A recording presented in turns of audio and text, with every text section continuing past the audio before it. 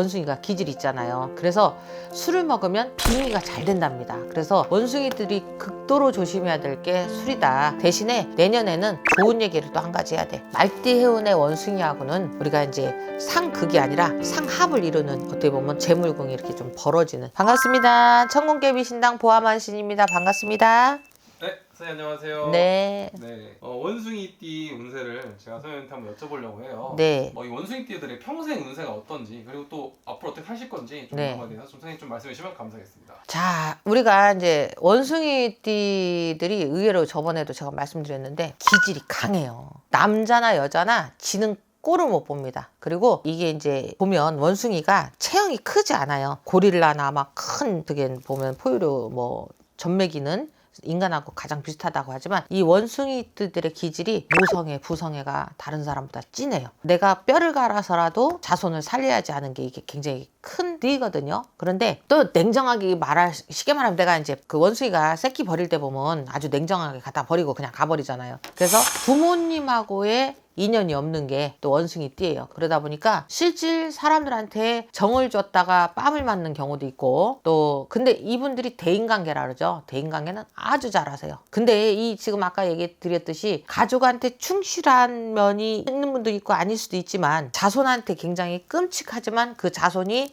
예를 들어서 좀 불량한다든지 내 엄마 아버지의 기준점에 어긋난다 하면 과감하게 버리는 게 이 원숭이띠의 특징입니다. 그런데 이분들이 처음에 초년은 참 어려워요. 어려운데 가면 갈수록, 우리가 노후가 되면 될수록 잘 사는 분들이 이 원숭이띠예요. 근데 원숭이띠들이 술을 조금 덜 드시면, 근데 술을 좋아하시는 분들은 큰 사단이 나요. 왜냐하면 흉내내는 이 원숭이가 기질이 있잖아요. 그래서 술을 먹으면 빙의가 잘 된답니다. 그래서 원숭이들이 극도로 조심해야 될 게 술이다. 술과 여자 남자 그게 아니에요. 자기의 정신세계를 흐트러뜨리는 어떤 이나 뭐 주사제나 뭐 이런 식으로 조금은 안 좋은 기질이 들어가면 이 양반들이 망신을 크게 당하는 게 또 들어있는 게 원숭이띠들이에요. 근데 제가 이제 대인관계 얘기하다 이런 얘기를 하는 이유가, 이분들은 남한테 보여주는 걸 극도로 이렇게 자기 걸 꾸며야 돼요. 어떤 나이대의 원숭이라도 절대 그냥 우리가 나갈 때요, 빈 얼굴로 못 나가는 게 이 원숭이입니다. 쉽게 말하면 내가 늦어도 내 거 치장을 하고 나가야 되고, 약속 시간이 있으면 그 약속 시간에 내가 맞춰서 가는 거를 굉장히 뭐랄까, 시간이 늦더라도 내 걸 다 꾸미고 나가야 되는 게 이 원숭이띠들의 특징이에요. 근데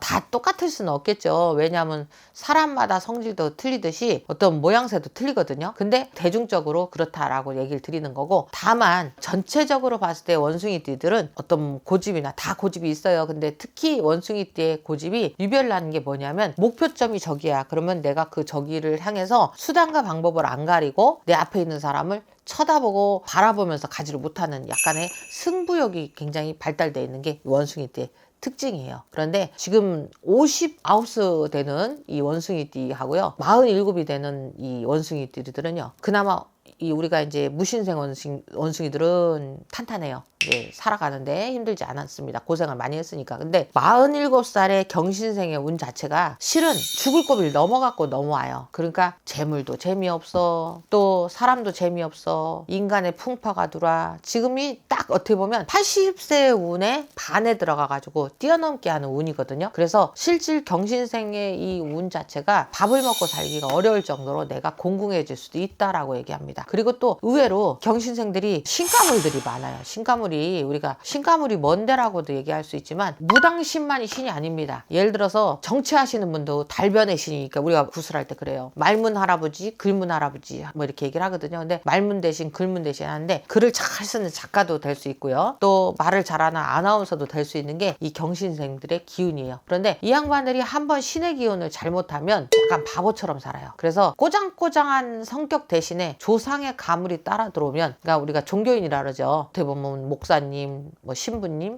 뭐 스님 이런 직업을 가지는 게 다고 무당이 많지는 않아요, 또 이분들이. 그래서 큰 종교의 대종사가 될 수도 있고 여러 가지 생각지도 않았던 그런 그 작용을 받는 게 원숭이띠의 특징입니다. 전반적으로 봤을 때 그 원숭이띠들의 어떤 특색이 이렇다는 것만 알고 계시면 되고요. 대신에 이제 원숭이띠들이 조심하셔야 될 게 위장 관계를 극도로 조심하셔야 돼요. 그러니까 우리가 건강이면 어디가 안 좋다, 어디가 나쁘다 하는 위암 이런 게 아니라 신경성으로 위의 기관이 약해질 수밖에 없는 게 이 원숭이띠들의 특징이에요. 근데 47살 원숭이띠, 그러니까 내년에 47이죠. 지금 46이고 이 경신생들이 이 무당길 가시는 분들이 조금 고비가 있어요. 큰 대종사나 스님이나 뭐 목사님이나 신부님들은 걱정을 안 해도 될 정도로다가 이렇게 불을 이루는데, 대신에 이제 무속길 가면 원숭이들이 조상업을 많이 닦아야 되는 게 나온대요. 그러다 보니까 외롭고 고독하고 또 신하고, 또 왜 그러냐면요, 아까도 말했듯이 원숭이가 이렇게 호기심이 많아서 약간의 흉내내기도 잘하고 또 의심도 많이 해요.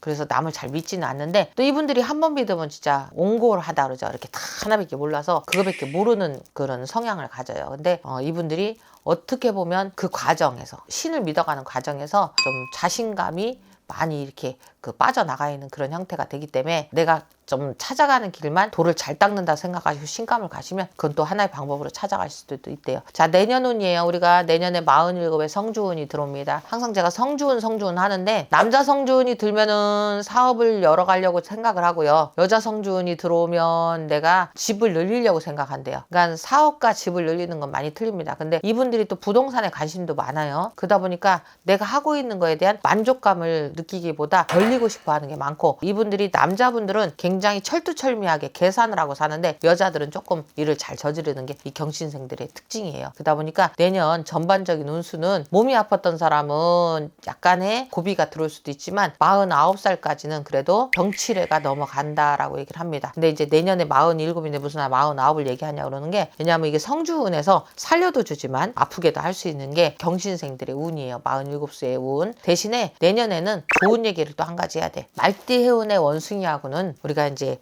상극이 아니라 상합을 이루는, 어떻게 보면 재물궁이 이렇게 좀 벌어지는, 이렇게 벌어지면 거기에 틈이 생기잖아요. 이게 우리가 운이 조금이라도 벌어져서 내가 먹을 수 있는 운이 들어가야 뭘 하든 간에 돈도 벌고 하거든요. 근데 운이 꽉 맞춰져 있는 해가 있어요. 을사년의 원숭이가 어떤 운이었냐면, 뱀이 원숭이하고 잡으려고 그러고 싸움을 하는, 그런 어떻게 보면 기싸움 한다 그러죠. 이런 운에 올해 들어갔거든요. 근데 이게 벗어나서 운이 조금 열려져요. 그러면 말하고 원숭이하고는 친하거든요. 원래 말 등에 올라가서 원숭이가 재롱도 부리고 한대요. 그래서 운이 조금 열어지니 거기에 내가 조금은 숨겨놓은 재산도 생길 수 있고, 또 주변에서 나를 인정해주는, 우리가 박수 받는다 그러죠. 그런 어떤 상복도 생길 수 있는 게 7수의 원숭이띠의 운수래요. 라고 지금 할머니가 그러셔. 신령님이 하시는 말씀이, 올해 힘들었던 분은 내년에, 올해까지 이제 왜 더 힘들었냐면요, 우리가 삼재가 넘어왔어요. 삼재가 늦게까지 머물렀다 가는 해년이 원숭이의 작용을 했었답니다. 근데 이게 내년부터는 또 그게 다 풀어져 나가니까, 이제부터